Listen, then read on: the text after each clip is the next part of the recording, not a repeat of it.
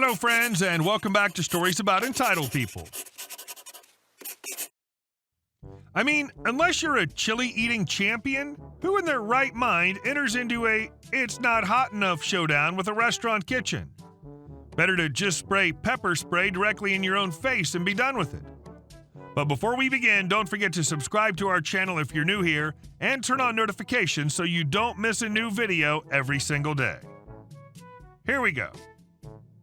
Kitchen Complaining Karen. I worked in a pub and steakhouse from 07 to 10 as a cook.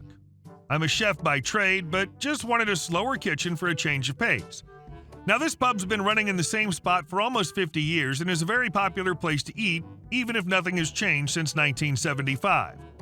100% no exaggeration. It was an open kitchen concept, meaning the customers could see in the kitchen and I could see everyone. There was very few entitled people there, and when there was, they were shut down hard. This time I was going to have fun. In this, the only people who matter are me, Shelly, food server, bartender, Karen, and her sister, even though she never said anything, and Fred, a daily regular. For some time, Karen and her sister had been coming to the pub for something to drink and a game of pool and 2 pounds of the hottest wings. For about 3 weeks, they seemed content until Karen said to Shelly the wings weren't hot enough. I took the wings and cooked new ones and made the hot sauce that was much hotter than the last store-bought stuff. I watched her try a wing and sent them back with Shelly again. Again, I tried to please her by making the hottest stuff I was allowed to make in the kitchen by kitchen boss's rules. We were only allowed to send food out no more than 6,000 to 8,000 Scoville, the register of hotness of peppers. Shelly takes the wings to her, but this time I put the hot sauce on the side and she still sent them back. I have hot sauce bought by one of the regulars called Trinidad Scorpion Hot Sauce. He saw the wings go out and back a few times, then hollered across the pub, "Use my scorpion sauce," and winked at me. Trinidad Scorpion Sauce is rated at 1.2 to 1.8 million Scoville. Some of the hottest on the planet. I filled up a ramekin halfway and dribbled it all over the rest of her wings. I sent Shelly with those to her with the message there will be no more wings sent to them because they were starting to cost the kitchen money. Karen took a big bite of wing, chewed it up and swallowed.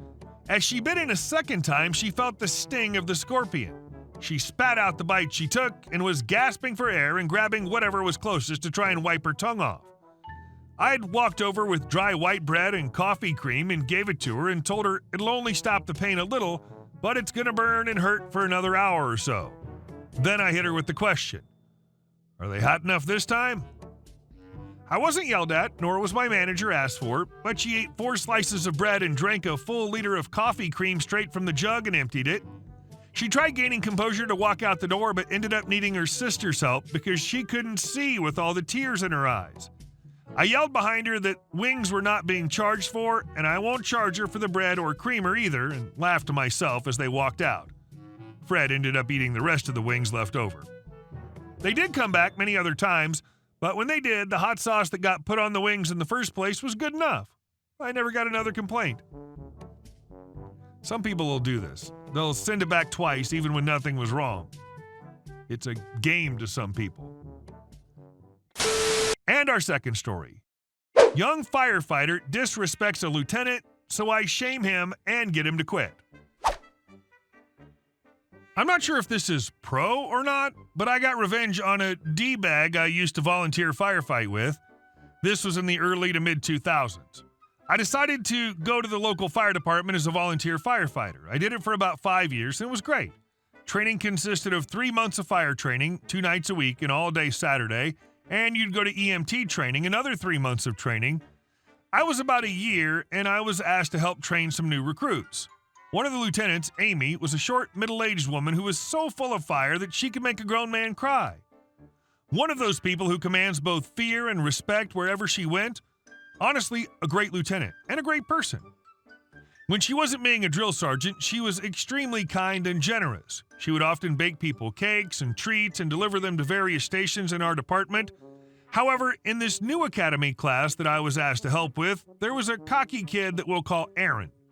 Aaron talked big during the training and acted like he was the all-American hero, like he was going to be the lead in Backdraft 2. He performed moderately well in training, but far from the top of the class. He gets assigned to Amy's station, which is a pretty quiet station in the department. A few months after he starts, Amy swings by my station one night to say hi. She brings us the motherload cake from Claim Jumper, massive 6-layer cake. She explained that she had treated her crew to a night out at Claim Jumper, which must have cost a lot of money. I think she took out about 8 people and bought a whole cake to top it all off. They'd eaten the first 2 layers, so she gave us the remaining 4. We thanked her profusely, and she left. Back then, the big social media platform was MySpace, and I decided to look up some of the people in the department to make friends. I came across Aaron's page and noticed some photos of him and the rest of his crew at Claim Jumper with Amy.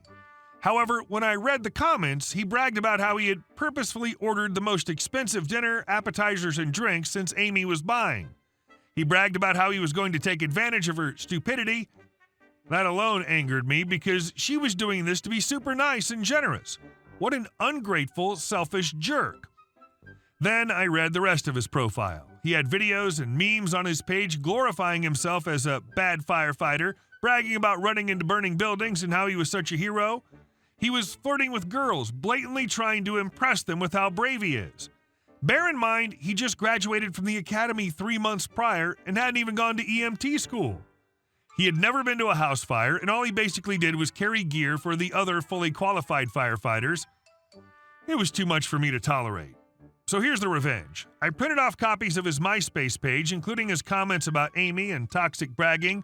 I made multiple copies and took them to every station in the department.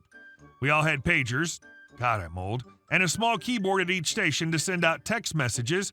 I made an anonymous all-staff page to everyone in the department. I had to keep it brief since I couldn't fit a ton of characters, but I sent out his MySpace info and told everyone about how he treated Amy. Within an hour, Aaron had deleted his account. It's a good thing I made so many copies. Immediately after this happened, he stopped coming to volunteer, and a few weeks later, I heard that he'd quit. I later talked to Amy and admitted I was the one who sent the page. I told her I hated how he treated her, and she thanked me. She seemed really sad and hurt by what he'd done. But being the tough, short lady that she was, she quickly got back into being an actual bad A firefighter. She later started dating and married a fire chief that also helped at the academy. I've lost touch with her, but I hope she did well. She seemed pretty happy last time I saw her. He seems like the sort of damaged personality that you wouldn't want to have to count on to save your life when battling a fire. And our last story. I turned off the power at a birthday party. I worked as a lifeguard at a small neighborhood pool for several years. Our pool had a policy about parties that basically said management needed to be notified in advance so they could schedule an extra lifeguard or two and approve extra party pay. Our pool closed at 8 p.m. and was technically membership only, but we wouldn't normally kick anybody out unless they were breaking pool rules. So one day I'm working a closing shift with one other junior guard, and a group of parents and kids show up around 6:45 to start setting up a party. I didn't recognize any of the families, which was odd, but no big deal. I was actually a little miffed, though, because we hadn't received any word about this party and were technically both understaffed and underpaid for this event, but there weren't that many people, so it wasn't a big safety risk to only have 2 guards. So we just kept doing our jobs and kept an eye on the kids. Pretty much all little girls around the ages of 12 to 14. Our policy was to announce reminders that the pool was closing every 15 minutes starting around 7:15. By 7:45, seeing that the partygoers were the only ones still at the pool and that they hadn't made any effort to start cleaning up, the other guard and I started exchanging displeased looks with each other. Well, 8 p.m. rolled around, we announced that the pool was closed, and the party people continued to ignore us. By 8:45, I'd had enough of waiting for them, so I made one last announcement that the pool was closed, went to the guard shack, and just turned off the pool lights. One of the mothers was livid.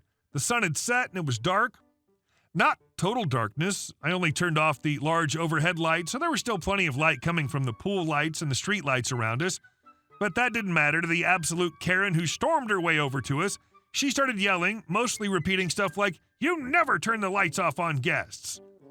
This pissed me off because at this point I was about 90% sure none of them were actually members. But having no way to confirm that, I just explained to her the pool rules and that we needed to lock up as calmly as I could. After a few minutes, the junior lifeguard stepped in and started arguing with her. I let her go for about a minute or two before I said something to the effect of, "Let's go, it isn't worth it," to which the Karen self-righteously replied, "That's right, it's not." I turned the lights back on, and we basically just glared at this group as they awkwardly began to clean up their party. I was somewhat vindicated by the fact that none of the other parents looked us in the eye as they made their way out, and I remember relishing the sound of the gate closing as I locked it right behind the final parent who left the pool. Still, I felt bad for the little girls whose party it was. We issued plenty of reminders and warnings, but I wonder if I should have handled it differently. It sucks that her mother was such an entitled pain in the butt. Hopefully she'll see that her mother can't push people around. Hey guys, thank you all for watching the video. I'll see you in the next one.